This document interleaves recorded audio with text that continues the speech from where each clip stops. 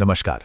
आज हम एक ऐसे क्रिएटर की कहानी देखने जा रहे हैं जिसने बार बार फेल होने के बाद भी हिम्मत नहीं हारी। ये कहानी है मनोज डे की, और यकीन मानिए इस कहानी में हम सब के लिए सीखने को बहुत कुछ है। तो चलिए शुरू करते हैं। कहानी का जो सबसे इमोशनल पहलू है वो यहीं से शुरू होता है। मनोज को कुछ करना था, लेकिन क्यों? क्योंकि वो अपने पिता के लिए इज्जत कमाना चाहते थे। देखिए, उनके पिता के पास कहने को तो बहुत कुछ था, बहुत ज्ञान था, लेकिन लोग उनकी सुनते नहीं थे। क्यों? क्योंकि वो तो बस एक साइकिल ठीक करने वाले थे। और यही बात मनोज को अंदर ही अंदर खाए जा रही थी।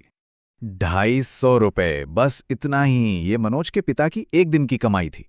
अब सोचिए, सिर्फ 250 रुपए में 6 लोगों का परिवार, वो भी एक कच्चे मकान में जिसकी छत भी बारिश में टपकती थी। ये उनकी जिंदगी की हकीकत थी, एकदम कड़वी सच्चाई।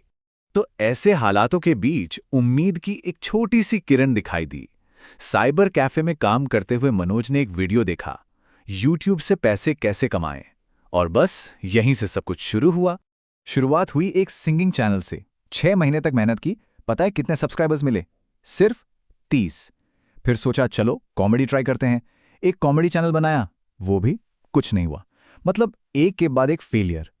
फिर करीब 1 साल बाद एक टेक चैनल ने जाकर बस थोड़ी सी उम्मीद जगाई।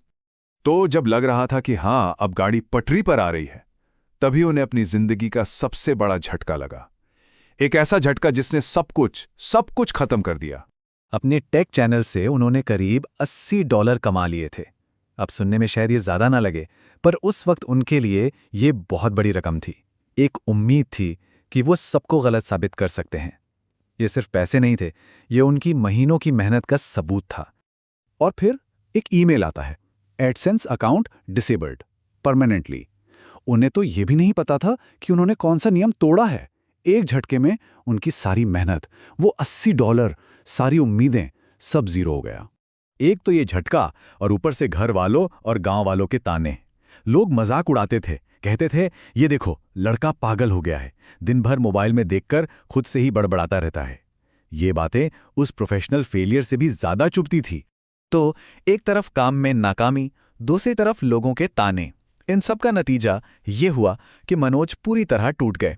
करीब 1.5 महीने तक वो गहरे डिप्रेशन में थे। उन्होंने तय कर लिया था कि अब YouTube को हमेशा के लिए छोड़ देना है। लेकिन कहानी यहां खत्म नहीं होती। सब कुछ खत्म हो जाने के बाद भी कहीं अंदर एक छोटी सी चिंगारी बची थी, और उन्होंने फैसला किया कि वो बस एक आखिरी कोशिश करेंगे। उनके दिमाग में बस एक ही सवाल घूम रहा होगा, क्या अब सच में हार मान लेनी चाहिए? एक तरफ था आसान रास्ता, सब कुछ छोड़ देने का, और दूसरी तरफ था एक और बार कोशिश करने का मुश्किल सफर, जिसका कोई नतीजा मालूम नहीं था। और तभी उनके मन में ये ख्याल आया, ये उनकी अपनी फिलॉसफी है, कि कई बार हम एक दरवाजे को तोड़ने के बिल्कुल करीब होते हैं और तभी हार मान लेते हैं। क्या पता उस दरवाजे को टूटने के लिए बस 1-2 और धक्के की जरूरत हो। बस इसी एक सोच ने उन्हें वापस खड़े होने की हिम्मत दी।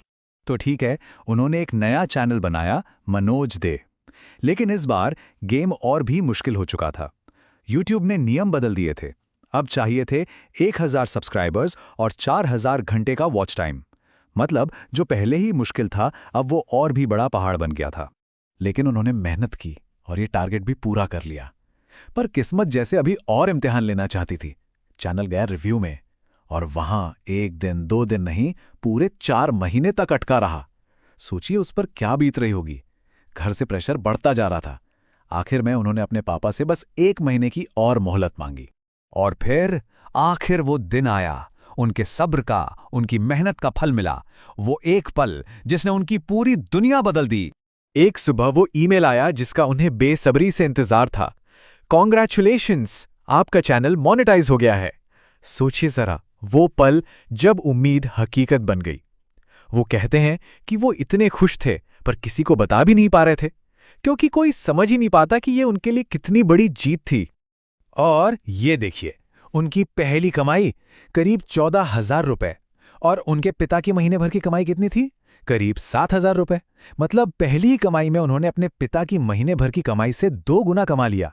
ये पहला पक्का सबूत था कि वो सही रास्ते पर हैं। और उस दिन के बाद उन्होंने कभी पीछे मुड़कर नहीं देखा। कहाँ एक टपकती छत वाला कच्चा मकान था, और कहाँ आज एक शानदार नया घर है। ये सब कुछ उनकी जिद और मेहनत का ही नतीजा है। लेकिन ये घर, ये गाड़ी, ये पैसा, मनोज के लिए ये उनकी सबसे बड़ी कामयाबी नहीं है। उनकी नज़र में असली जीत, असली उपलब्धि कुछ और ही थी। और ये है वो असली उपलब्धि। आज लोग मेरे पिता को मेरे नाम से जानते हैं। याद है कहानी कहाँ से शुरू हुई थी?